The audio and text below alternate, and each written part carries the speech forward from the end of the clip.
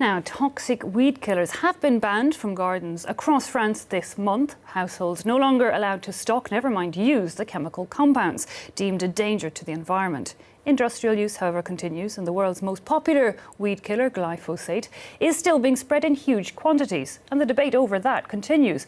Some say it's a safe solution to supplying enough food to feed the world. Others say it's clearly a poison that needs to be prevented. Well, our guest today has spent many years researching it, author of a series of documentaries and books on the issue. Marie-Monique Robin, thanks so much for your time. I have to say, this seems in some ways like the never-ending debate since the 1980s, right up until today. You even organised an international tribunal on the issue, bringing witnesses from across the world. I mean, give us an idea, according to the stories that you've heard, what signs are there that it's a real danger? I think it's the most toxic product really ever invented by man, you know. It's really very toxic, and it's acting in a very different ways, and therefore it should be banned very rapidly. And there are many people sick because of this herbicide. I have traveled in Sri Lanka, in Argentina, in the United States, in France, everywhere you have people. Not only farmers, gardeners, and also people just living, you know, around in an area where. So even if we're only exposed to a certain private amount of this weed killer, you're seeing signs of what? We're reading in your book, birth defects, cancer.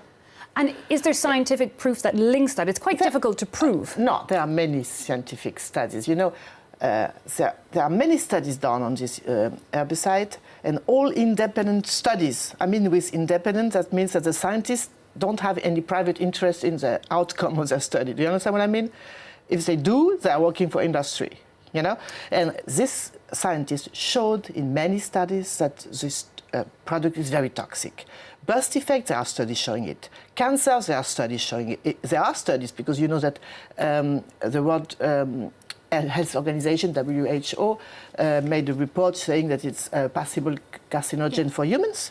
It's based on more than 1,000 studies, you know, published in the international scientific literature. But you mentioned there the search for these independent scientists, and you know, even the WHO, the World Health Organization, says it's probably carcinogenic. Yeah, but already tell me it's not. You know, I should enter into the details, but if you want. But they're saying likely.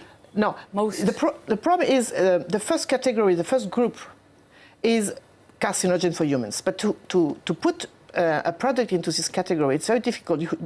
You should have epidemiological data based on humans. It's very difficult to get it, you know, because it would mean that we put you, you know, into a cage and you spend 30 years and we just... With no external influence it's difficult. Change it. The second group is 2A. 2A, that means that there are many studies done in animals, in laboratories, which show the carcinogenicity of the product. In this case, it's much easier. I mean, because to get animals, you know... True, than humans. Yes. But there are stories in your book, Roundup Facing Its Judges, there are similar stories told by women and people across the world. So there is that likelihood. You organised this tribunal in The Hague on it, but Monsanto, the producer of Roundup, which, you know, is perhaps the most popular form of this glyphosate, it didn't turn up to this tribunal. It said that really it was all about a lobby of people who didn't want to deal with modern farming. Indeed, it was. It was a citizen tribunal, and this... I mean, we said it very clearly, organized by personalities of the International Citizens Society, like Vandana Shiva, for instance, or Olivier de Scuter used to be the special rapporteur for the right to food in the UNO. And we asked people coming from all the world, I mean, experts, victims, lawyers, to testify. But the point is that the people, that there were judges sitting in this tribunal, and real judges, you know. And they concluded. Yes, they could make what they call a legal opinion based on law, you know. And they concluded that Monsanto is not complying with... And they even concluded that it was ecocide that we are destroying or ground. Yeah. But then one wonders why so many international bodies, because even the European Food Safety Authority, you know, has said that there's no real proof. You know, one wonders why there's so much debate still about this glyphosate and why there's such reluctance. Even here in France, the president said he wanted to get rid of it. But that's not actually coming into action. In the case of EFSA, the European Food Safety Agency, you know that an NGO from Australia showed that they made a report which was just, they just copied from a report made by Monsanto. This is a scientific fraud. I'm not saying that. Scientists are saying that. They wrote a letter, for instance, 100 scientists saying that EFSA was committing scientific fraud. Because they're being paid off, or? Oh, I don't know if there's money involved, but for sure lobbying. And this is, But we are seeing Monsanto being brought to trial more and more, even last year in the US, that school caretaker. However, in your book, you say that 50% of France's waterways are already contaminated. One wonders, what can we do now? Is it, in a way, too late to repair the damage done? We can repair the damages. It will take time. If we will decide now to ban completely glyphosate, we have to decontaminate the soils for sure. In countries like the USA, where they're using a lot, because they are growing GMOs, but it's possible. Now we must know that this is also a public health problem.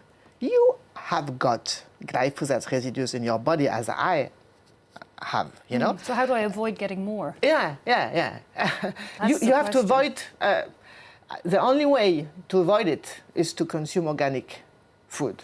But because, our air travels, the wind travels, but it won't be perfect, never, But really, if you want to avoid this kind of problem, you have to eat organic food. I guess because that international level is too much for us to take on. Your latest documentary looks at perhaps what we can do more on that individual level.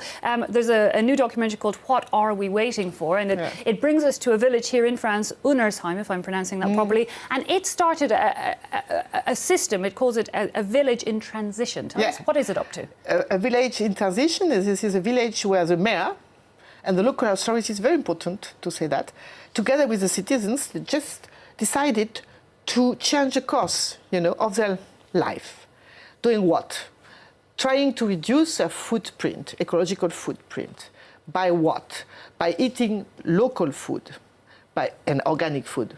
You should know, for instance, that when you are eating a food item brought in a supermarket, the European Union calculated that this food item traveled more or less 2,800 kilometers between the place where it has been produced and the place where you are eating it.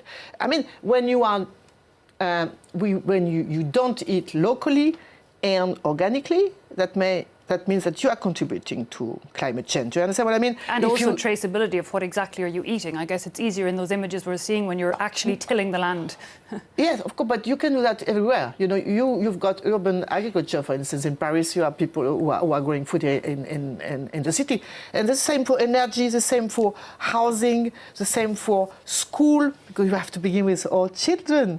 To educate people on the new way. Yeah, to educate the children. And the children love growing food. It does seem like quite an idealistic village, I have to say. People working together and a lot of hard work in many ways. But perhaps we're going back to the future. And they didn't raise the taxes, That helps. And they created about 100 jobs in a small village. You can imagine what we can do. That's very good news. Exactly, solution journalism. We can change the course, Marie-Monique Robin, unfortunately we're out of time, but thanks so much for coming in and speaking to us about your projects. Marie-Monique Robin.